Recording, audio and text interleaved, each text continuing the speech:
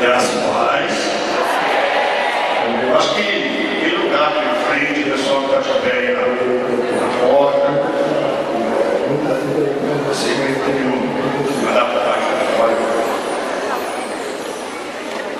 Agora eu falou que eu estou em casa, eu já estou ordenando um pouco para sentar, aquele lugar aqui na frente, fica tranquilo que a palavra vai te pegar, mas uma palavra que vai fazer paz, shalom de Deus, graça de Deus, verdade de Deus sobre a sua vida.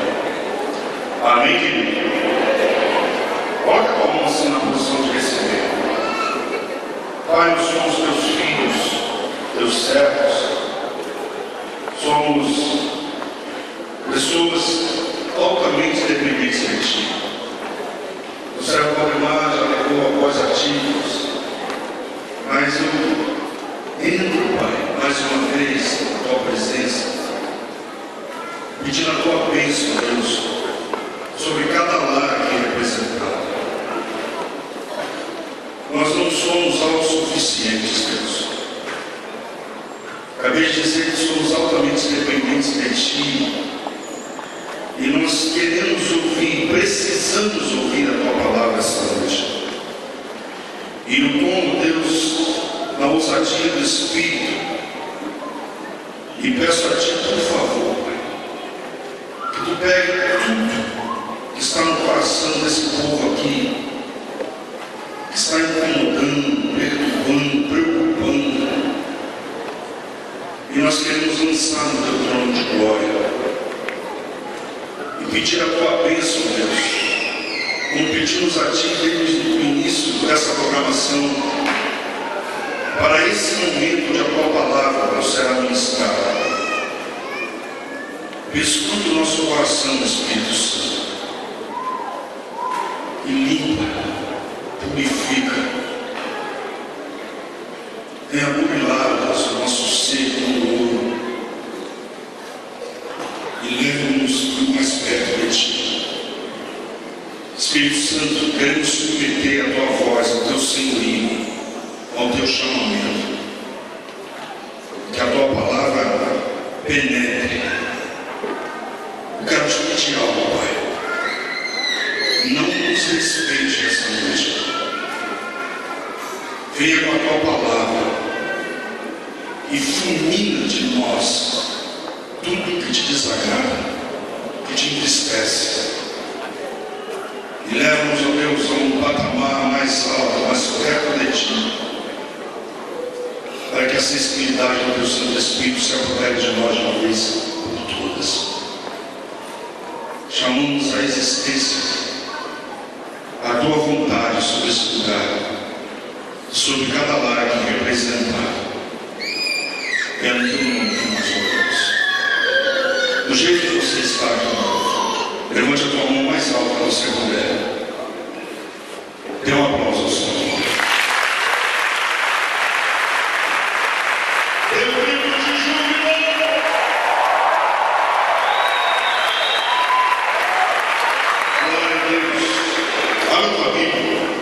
No livro de Isaías, capítulo 56. Deus vai falar poderosamente aos nossos corações, vai trazer algumas direções, algumas verdades para a nossa vida nessa noite. Isaías, capítulo 56, a partir do verso 9. Acharam aí bem? Vê se tem alguém sem Bíblia do teu lado. Dá calor para ele. Se você não trouxe a sua Bíblia, fica tranquilo, você vai para o céu assim mesmo. Mas sempre é bom você trazer. Isaías 56, verso 9. Vós, todos os animais do campo, todas as feras dos bosques, vinde comigo. Todos os atalaias de Israel são servos, nada sabem. Todos são cães mudos, não podem ladrar. Andam adormecidos, estão deitados e amam o tosquenejar. Estes Os cães são curiosos, nunca se podem fartar. São pastores que nada compreendem. Todos eles se tornam para o seu caminho, cada um para a sua ganância. Todos, sem exceção. Vinde, diz cada um deles, trazei vinho, trarei vinho e beberemos bebida forte. O dia de amanhã será como este, ou ainda muito melhor. Malaquias capítulo 3. Só você ir olhando para frente aí. Vou junto com você. E verso 2. Mas quem suportará o dia da sua vinda? E quem subsistirá quando ele aparecer? Porque ele é como fogo no íris e como o sabão dos lavandeiros. Amém, Deus? Ainda bem que eu orei antes de ler. O que eu quero lançar sobre o teu coração essa noite? Uma palavra como essa, que por si só, a leitura por si só, ela já é desconfortável. Mas eu não quero trazer nenhum desconforto no teu coração essa noite, pelo contrário. Eu quero trazer tentar, literalmente, levantar de Deus sobre este lugar, sobre essa cidade, e por que não dizer sobre as estruturas que estão representadas aqui nesse lugar. A igreja de Deus está aqui. E nós estamos reunidos aqui para glorificar o nome de Jesus, amém? Nós estamos reunidos aqui para glorificar o nome de Jesus. Nós estamos reunidos aqui para glorificar o nome de Jesus. Eu acho que falar mais baixo você vai ouvir, amém? E até música, né? Reunimos aqui. Tem crente aí, não?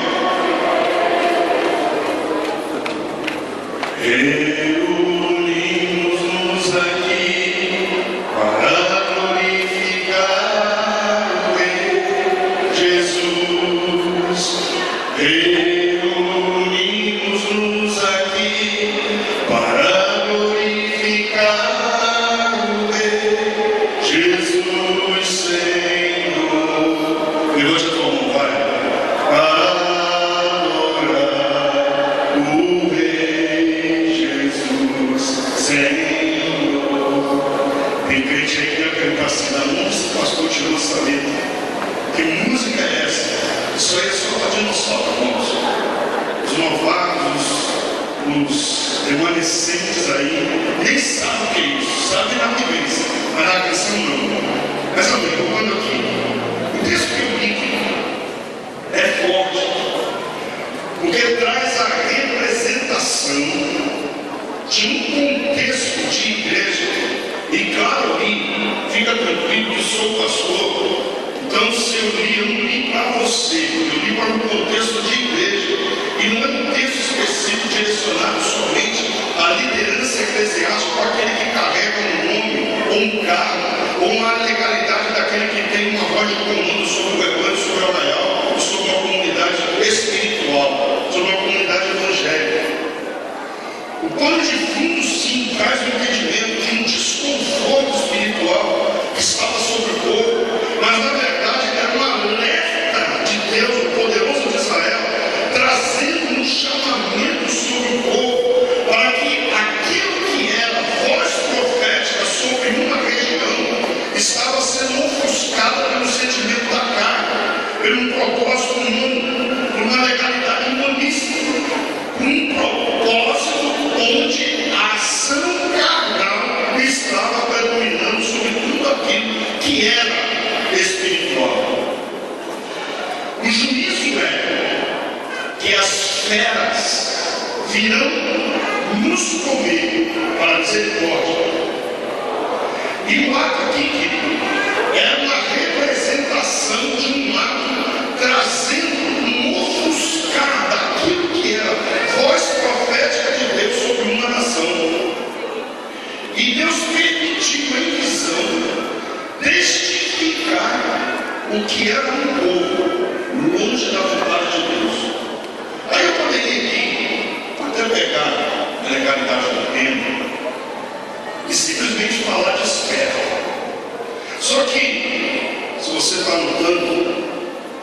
Se eu fosse colocar um tema, ou trazer uma realidade de um tema para essa noite, eu falaria dessa forma: desperta os profetas da nossa nação. E trazendo para a realidade local, desperta os profetas de Batinofés, desperta os profetas de Miguel Pereira, desperta os profetas dessa região. Baixa aí a mão do irmão e fala assim: aí, profeta. Porque eu já vou na lata trazer esse peso de entendimento sobre você. Presta atenção, querido. Ninguém, absolutamente ninguém, consegue conquistar sem antes decidir. Parece que primeiro eu decido, depois eu conquisto. Tem muita gente que entra em algumas circunstâncias da vida querendo conquistar determinadas coisas, mas ele no coração ainda não decidiu o que quer. E a igreja, quando ela caminha sem decisão, ou pelo menos sem estar num processo de estar decidida, de viver decidida naquilo que ela quer, faz muito barulho, mas não se conquista nada. A missão primordial da igreja é o quê? Ganhar almas. Uma igreja que não tem amor por vidas, que não ganha vidas, que não tem isso ardendo no coração a cada culto, a cada dia, uma vivência de postura diante do altar do Senhor, se torna qualquer coisa menos igreja. E a evidência dessa decisão, querido, nós não podemos viver na decisão do outro. Deus trabalha na igreja, Deus trabalha no coletivo, Deus trabalha na multidão, mas Ele olha para mim e olha para você, e Ele agora está olhando para você, e Ele sabe quem é você, sabe como está o teu coração, sabe qual é a tua motivação, sabe o que arde no teu coração, o que de fato transcende aquilo que você é no reino. Ninguém, nenhum pastor, nenhum líder, nenhum apóstolo, nenhum que num contexto de autoridade espiritual consegue mensurar o que está no coração de um indivíduo, no coração de uma pessoa. Nós temos a capacidade, debaixo da revelação de Deus, de liberar ensino, mas quem prescruta, quem toma, quem limpa, quem abre, quem rasga, quem imprime caráter de Cristo no coração de um servo, de um ovelha, de um discípulo, é a manifestação direta debaixo da revelação de Deus por intermédio do Espírito Santo. Porque eu posso ter todo o poder de persuasão, se é que eu posso usar esse termo absurdo, ou alguma legalidade, talvez até de uma intimidade, de poder imprimir algo direcionado através da minha vida em você. Mas se você não der permissão ao Espírito Santo de fazer algo em ti, não vai acontecer nada. Eu só dizer que eu não sei porquê Deus respeita tanto a gente. Se Ele é Deus, e Ele só entra em mim se eu deixar, e Ele é Deus. Ele só trabalha na minha vida se eu permitir, e Ele é Deus. Ele só faz morada diariamente na minha vida se eu a cada dia o buscar. E Ele é Deus. Então por que Ele me respeita tanto?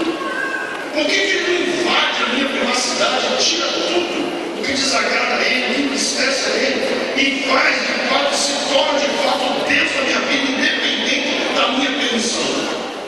Ele é Deus. Precisamos, querido, ser um na decisão, para que não haja dois corações.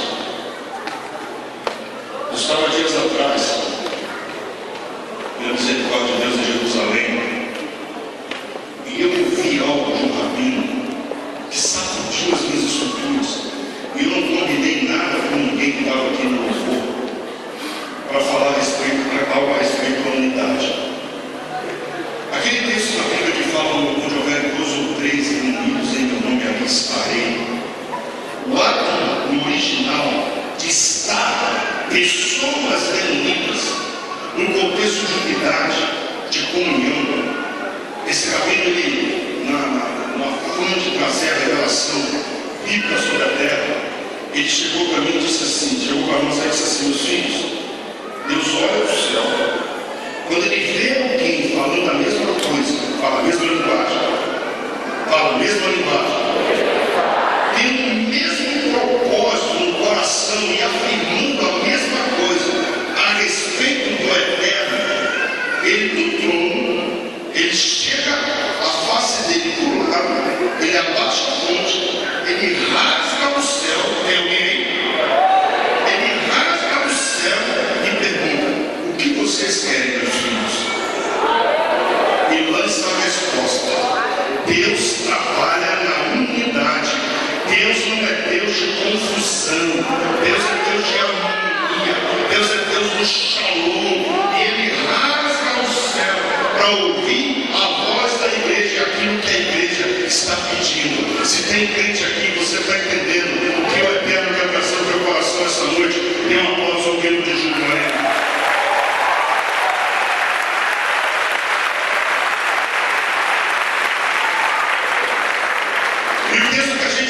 Mostra que os atalaias, quem mesmo? Eles fizeram os próprios caminhos.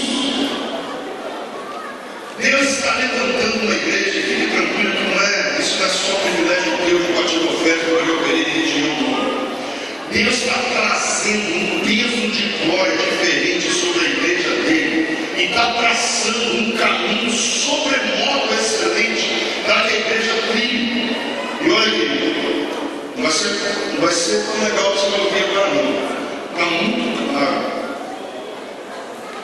que o que Deus está permitindo, principalmente no nosso Brasil, acabar esse negócio de carochinha de cristão. Ou você é ou não é. Não vai dar para fingir. Não vai dar para disfarçar. Não vai dar para ser meio crente, quase crente. Ou você vai declarar que é ou não, porque está pegando, irmão. O negócio está ficando estreito. Eu já tenho amigos meus que já está meio com medo de falar determinadas coisas no culto da igreja. Não porque não creem, não tem fé, ou estão negando a fé, por conta de um zelo pela estrutura, para aqueles que estão debaixo do apacentamento, diante daquilo que está sendo imposto na nossa nação, em algo que nós jamais poderíamos imaginar que viveríamos. E dentro desse forjado, o Espírito de Deus também está forjando a igreja, está canalizando um tempo diferente, e homens, líderes, e que hoje, misericórdia, está aparecendo, eu brinco às vezes, é um tal de glória apóstolo, bispo, divino, Jesus Júnior, tem tudo agora. Há um tempo atrás começaram a levantar uma bandeira lá que estavam querendo ordenar a mim e a minha esposa a bispo. Eu falei: não, não presta isso não dá para eu não, peraí. Porque eu falei assim: não deixa no pastor mesmo, o negócio do jeito que está indo, o pastor vai ser objeto de luxo. Eu estava em Jerusalém agora, irmãos, lá no Senado, olha o abuso. Aí chega o senhor, e eu não falo nem inglês e muito menos inglês. Aí chegou um discípulo e falou assim: pastor, ele quer que o senhor ore por ele. Eu falei: orar como aqui? Tudo bem que aqui as vidas são entendidas, mas eu não estou com tanta festa não, mas vamos lá. E dentro de uma palavra, botei um mãozão no peito, dentro de uma palavra pesada, eu falei assim: meu Deus do céu, o senhor vai se arrepender, porque estava um discípulo meu, o Fernando, ele traduzindo para o inglês para ele, e estava nas ovelhas, depois eu fiquei sabendo. Eu acabei de orar, ele estava tricolor, amarelo, vermelho, branco. Meio que passado, aí pegou um cartãozinho. Eu já tinha ouvido isso, mas eu não tinha presenciado. Eu peguei um cartão do pastor Fernando, um amigo meu, aí estava lá o nome do indivíduo, lá aí falou o nome da cidade que ele era, aí estava lá o nome dele embaixo: doutor em divindade. Só que a palavra que ele ouviu, meu amigo, eu rasgava o cartão, eu rasgava até o carro e colocava assim: ovelha do Senhor Jesus. Que o Fernando virou para mim e falou assim: pastorzão, misericórdia. O que foi, velho? Pô, o homem é doutor em divindade. Eu falei: agora eu vou beber. Eu estava quieto aqui. E vem uma palavra que é até algo meio parecido com aquilo que eu estou conversando contigo, mas claro que num contexto diferenciado, tem camaradas sobre as leis estavam ao redor dele. E saiu um povo todo miudinho para outra porta do Senado. E ele olhando para mim, tem, eu.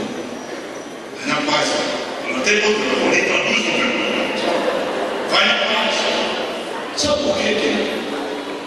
Hoje nós estamos muito preocupados com rótulos. Tem gente esperando um nome para depois trabalhar. Se necessário for, Deus tira o rótulo para colocar unção sobre você. E se rótulo, nome, aí me perdoe a brincadeira, mas é sério. Se você está esperando pedigree para fazer alguma coisa, começa a fazer algo que quem sabe um dia Deus tem graça contigo e te dá um nome. Mas enquanto você não se prontificar a fazer, não espere que Deus vai te dar alguma coisa. Talvez o despertar de Deus para essa cidade é você começar a parar de se movimentar e começar a fazer alguma coisa que de fato tenha peso espiritual sobre a cidade que você mora. E talvez você não saiba, filho, mas tu és conhecido na cidade. Ah, pastor, sou não. Vou falar uma coisa, mas não faça, tá? Experimenta fazer alguma coisa errada. Você vai ver se você não é conhecido na cidade. Porque o crente, eu costumo dizer o seguinte: acontece algumas coisas, eu falo o seguinte: vai direitinho, que pastor sem fazer nada, ou já fala alguma coisa, se fizer alguma coisa errada, então misericórdia. E tem gente que acha que não é conhecido. Fala com ele assim, mas fala com quem? Você é conhecido. Talvez você pense que não é, porque você está com a vida certinha, está tudo conduzido ali direitinho, né? Não tem negócio de estaleiro. Tem gente que não sabe nem o que é estaleiro. Mas os antigos, os patrimônios aí, você não só sabe. Agora experimenta aprontar, galera. E detalhe, você é tão conhecido que se você aprontar, a tua igreja fica conhecida, teu pastor fica conhecido, a tua liderança fica conhecida. Se ela usar, vai até gente que vai ter um vizinho, uma carta de gabinete da igreja para conversar com o pastor. De tão conhecido que você é. O grande detalhe é o que, de fato, o povo conhece de você como alguém que é lavado e remido pelo sangue de Cristo. Deus vai espremer o azeite que está dentro de você para que as pessoas possam usufruir daquilo que Ele tem lhe dado. Tem muita coisa boa de Deus dentro de você que está guardada e você está se achando. Você precisa liderar para receber mais. Se você está entendendo o que Deus está falando contigo essa noite, querido, dê um aplauso no livro de Júbilo ao Senhor.